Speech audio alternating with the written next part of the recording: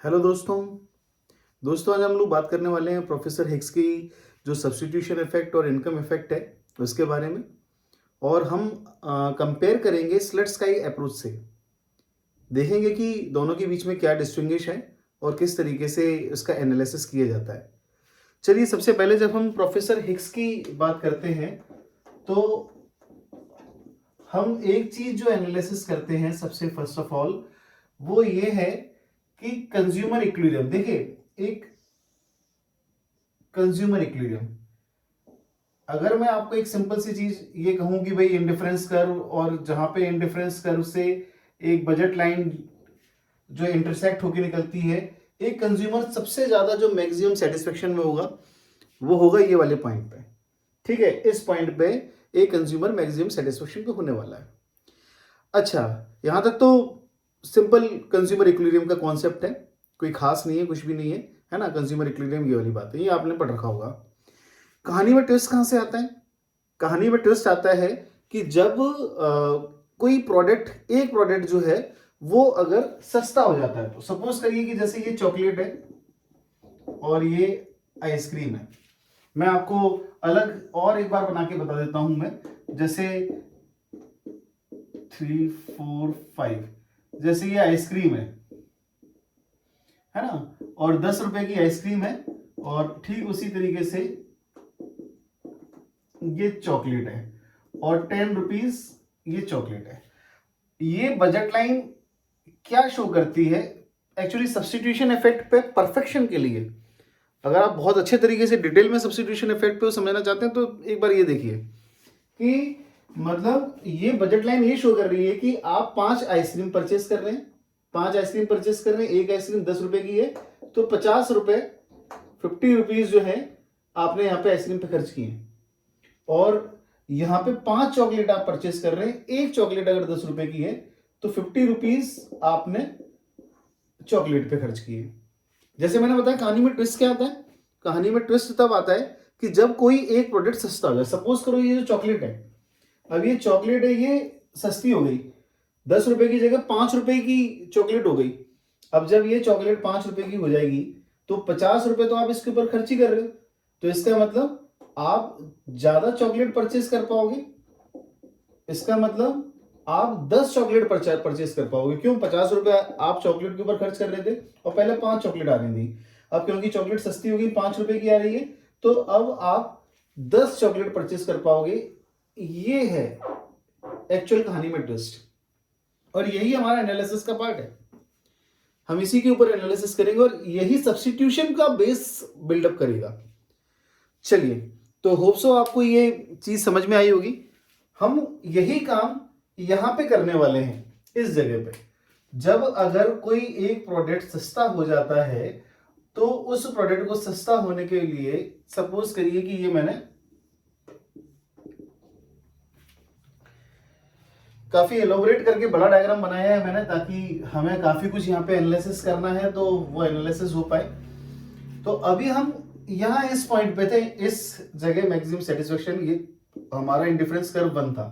अब ओबीसी बात है दोस्तों की, ये नई बजट लाइन हमारे सामने आ गई, और क्योंकि ये नई बजट लाइन हमारे सामने आ गई तो नया इंडिफरेंस कर्व भी आएगा हमारे सामने, नया इंडिफरेंस कर्व भी आ जाएगा हमारे सामने। ये आ गया IC2। ठीक उसी पैटर्न पे हमने यहाँ पे IC2 जो है इस जगह हमने यहाँ पे ले लिया। ठीक है, तो एक सिंपल सी चीज है कि पहले ये कंज्यूमर इक्विलिब्रियम था, अब ये नया कंज्यूमर हमारे कंज्यूमर इक्विलिब्रियम हमारे सामने आ गया। ठीक है, ये नया कंज्यूमर इक्विलिब्रियम हमारे सामने आया। तो पहले अगर हम ये क्वांटिटी परचेस करते थे तो अब हम ये क्वांटिटी परचेस कर रहे हैं। ठीक है, जैसे चॉकलेट मैंने यहाँ पे बताया कि पहले हम लोग 5 चॉकलेट परचेस करते थे, अब हम 10 चॉकलेट परचेस कर रहे हैं। तो ठीक उसी तरीके से आप यहाँ पे समझ सकते हो कि पहले हम यहाँ इतनी चॉकलेट परचेस कर रहे थे, अब हम चॉकलेट इतनी परचेस कर रहे हैं सर। ठीक है, इस तरीके से आप इसको ले सकते हो, समझ सकते हो। अब ये जो ओवरऑल है, ये जो ओवरऑल जो डिफरेंस बना कि पहले ये यहां थे और अब हम यहां पे हैं, ये मतलब वो, इसको बोला गया है इनकम इफेक्ट। क्यों इनकम इफेक्ट क्यों कहा गया? इसे इनकम इफेक्ट इसलिए कहा गया क्यों? क्योंकि सॉरी प्राइस इफेक्ट बेटा, प्राइस इफेक्ट कहा गया है। ठीक है, ये जो प्राइस इफेक्ट इसको यहां पे कहा गया है, रीजन इसके पीछे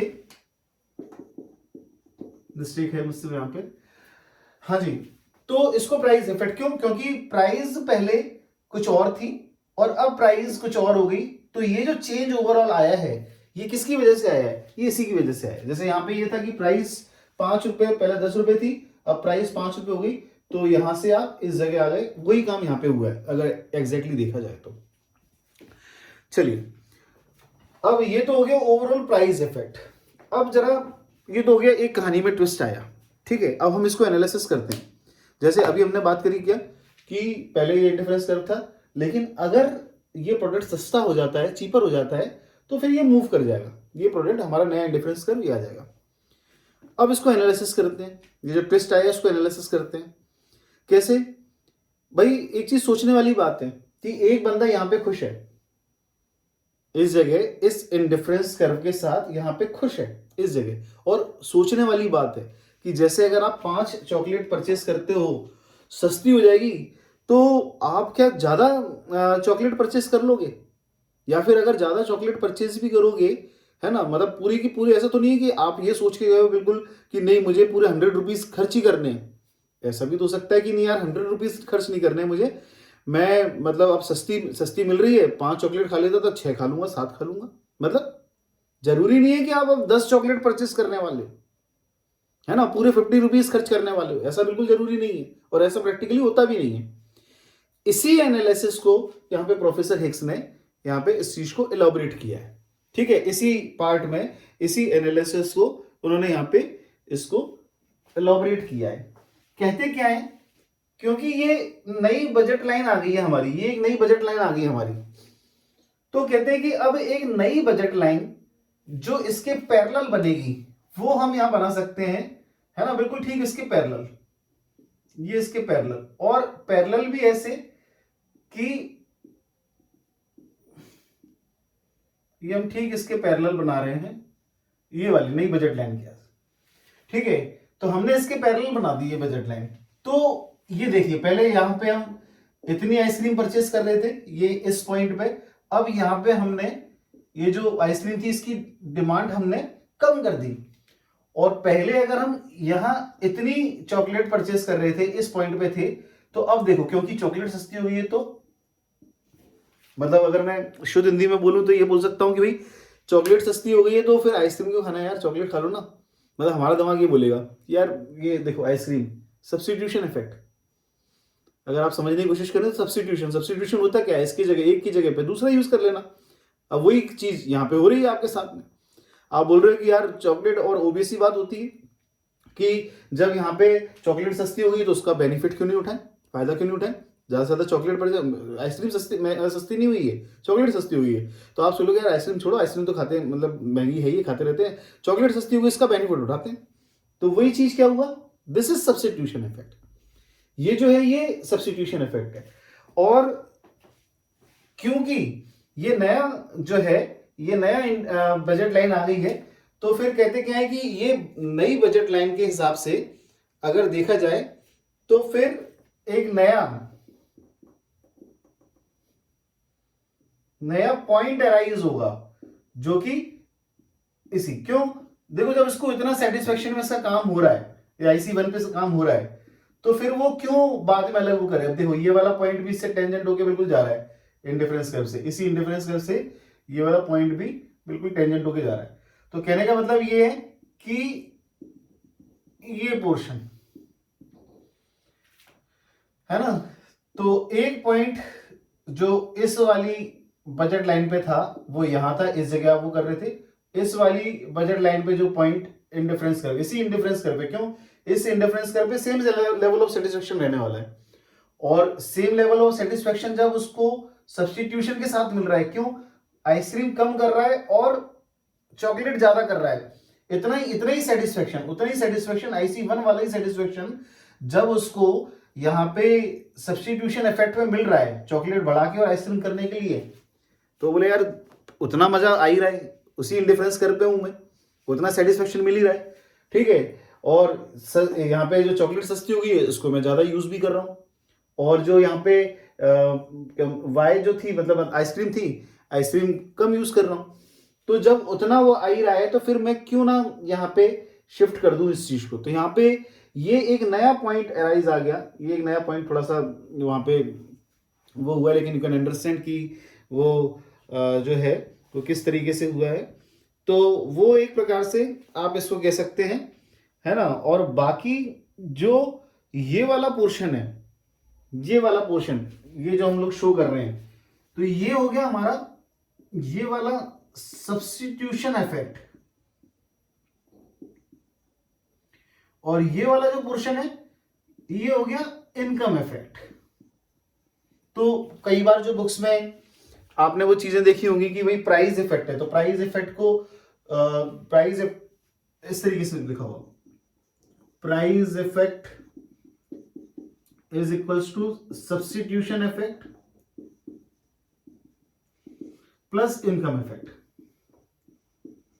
तो हम यहां पे ग्राफिकली इस चीज को यहां पे शो कर सकते हैं कि भाई ये जो प्राइस इफेक्ट है, इस प्राइस इफेक्ट के ये दो पार्ट हो गए, ये वाला पार्ट हो गया सब्स्टिट्यूशन इफेक्ट वाला, और ये वाला पार्ट हो गया हमारा इनकम इफेक्ट वाला। तो दोस्तों मैं बहुत सारी उसमें नहीं जा रहा, मैं एक्चुअली अगर आपको ये बोलूँ, मैंने यहाँ पे क्रक्स समझाया है, क्योंकि मैं कई बार मुझे ऐसा लगता है कि हम एजम्पशंस हो गए और ये और भी थ्योरी पता नहीं कहाँ उलझ जाते हैं, तो हम मेन क्रक्स भूल जाते हैं। तो मेरी बाकी वीडियोस में भी कई बार मैं ये बोलता हूँ कि भाई हम मेन क्रक्स के ऊपर फोकस करें, बाकी चीज़ें जब आप पढ़ोगे तो आपको आसानी से क्लियर हो जाएंगी, ऐसी कोई टेंशन वाली बात नहीं है। तो ये हो गया हमारा प्रोफेसर हिक्स ने जो अप्रोच दी है सब्स्टिट्यूशन और इफेक्ट और इनकम इफेक्ट की, है ना। तो ये हमारा एक पूरा ओवरऑल इस चीज का एनालिसिस हो गया।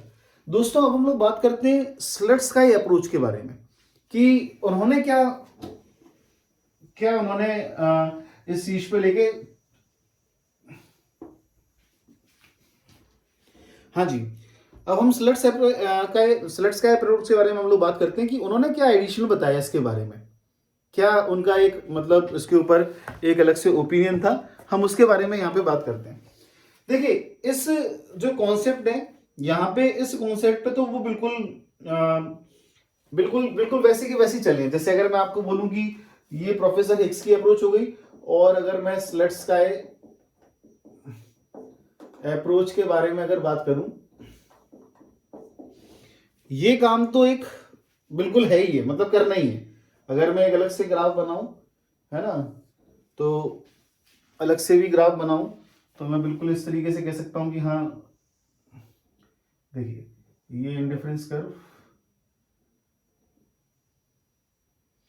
ठीक है, ये हमारा शुरुआत वाला इंडिफरेंस कर्व आया, फिर जैसा कि चेंजेस आ गया था, चेंजेस आने के बाद नया इंडिफरेंस कर्व आया, लेकिन हमें इससे कोई मतलब नहीं था, मतलब एक नया पार्ट आ गया IC1 IC2, ठीक है। फिर इस बजट, ये नई बजट लाइन आई थी, अब इस बजट के पैरेलल होते हुए हम एक वो बना देंगे। तो हम पहले इस पॉइंट पे थे, अब एक नया पॉइंट हमें यहां मिल गया, है ना, ये सब्स्टिट्यूशन इफेक्ट आ गया, और इस जगह ये इनकम इफेक्ट आ गया, ये सब्स्टिट्यूशन, ये मैंने जो ये बनाया था वो मैंने वहां पे ड्रॉ कर लिया। दोस्तों स्लट्सकाई अप्रोच, उनका ये मानना था स्लट्सकाई का, अगर हम उस अप्रोच के बारे में बात करते हैं, सारी चीजें सेम है, सब कुछ सेम है, बिल्कुल वो ठीक है, लेकिन उन्होंने बोला कि जब एक नई यहाँ पे बजट लाइन आ चुकी है हमारे सामने, जैसे हमने यहाँ पे भी एक नई बजट लाइन ड्रॉ करी है, वो कहते हैं कि जब एक नई बजट लाइन आ गई है तो नई बजट लाइन का एक नया इंडिफरेंस कर्व क्रिएट होना चाहिए। एक नया इंडिफरेंस कर्व मतलब एक नया कंज्यूमर इक्विलिब्रियम बनना चाहिए। जैसे ये एक नई लाइन आ गई यहाँ पे, तो कहते हैं कि इस जगह ये एक नया इंडिफरेंस कर्व जो है ना, ये कहीं ना कहीं क्रिएट होना चाहिए, ठीक है। ये IC1 IC2 या IC3 का नाम देता हूं मैं इसको, है ना। हालांकि ये वाली जो लाइन है ये इसको इंटरसेक्ट करके ही निकलती है बजट लाइन को, ये वाले पॉइंट पे। मतलब एक सिंपल सी उनका ये कहना है कि भाई ये जो बजट लाइन है और नई बजट लाइन आ गई है, तो एक नया इंडिफरेंस कर्व क्रिएट हो सकता है। फिर हम उस वाले, ये जो पुराने वाले इंडिफरेंस कर्व है, क्योंकि इस पे तो सेटिस्फेक्शन कम मिल रहा है, तो ये हम पुराने वाले इंडिफरेंस कर्व पे क्यों रहे कस्टमर? फिर तो जब ये नया वाला जो इंडिफरेंस कर्व आ गया है तो ये पुराने वाले का क्या मतलब है? फिर ये जब नए वाले, क्योंकि higher indifference curve shows higher level of satisfaction, हम ये भी पढ़ते हैं। तो कहते हैं कि जब नई बजट लाइन पे नया इंडिफरेंस कर्व शो हो सकता है, नया इंडिफरेंस कर्व आ रहा है, या हम उस नई बजट लाइन पे ज्यादा सेटिस्फेक्शन ले सकते हैं, पिछले वाले आईसी कर्व से हम मैक्सिमम और ज्यादा सेटिस्फेक्शन ले सकते हैं। तो कहते हैं फिर वो जो कंज्यूमर है फिर वो उस तरफ मूव करेगा। फिर वो यहाँ क्यों नहीं रहेगा? फिर वो यहाँ क्यों रहेगा? फिर तो वो आगे की तरफ मूव करेगा ना, नया हायर इंडिफरेंस कर, तो फिर वो नई बजट लाइन में नए सेटिस्फेक्शन को अचीव करेगा। ऐसा स्लेट स्काई का मानना था, जो कि लॉजिकली हैवी और मतलब हर हिसाब से लगता भी है। बाकी और कोई ऐसा डिफरेंस नहीं है ना। तो ये एक वो है, मतलब बेसिक जो हमें समझना चाहिए, है ना, वो एक यहाँ पे बेसिक कहीं ना कहीं एक स्ट्रक्चर है। तो दोस्तों ये एक बेसिक डिफरेंस था हिग्स अप्रोच और स्लेट स्काई अप्रोच के उसमें। और जो अंतर है, जो डिफरेंस, जैसे मैंने बताया कि केवल एक इंडिफरेंस करके डिफरेंस है ना। और देखा जाए तो ये ब्रॉडली जो था, ये कॉन्सेप्ट हमने कवर कर लिया यहाँ पे। और होप सो आपको समझ में आया होगा। अगर आपको समझ में आया है तो लाइक, शेयर और सब्सक्राइब जरूर कीजिए, ताकि ये हमारा जो चैनल है, ठीक है, और आगे हम इसको लेके जा सकें। ठीक है दोस्तों, thanks a lot for watching. Thank you.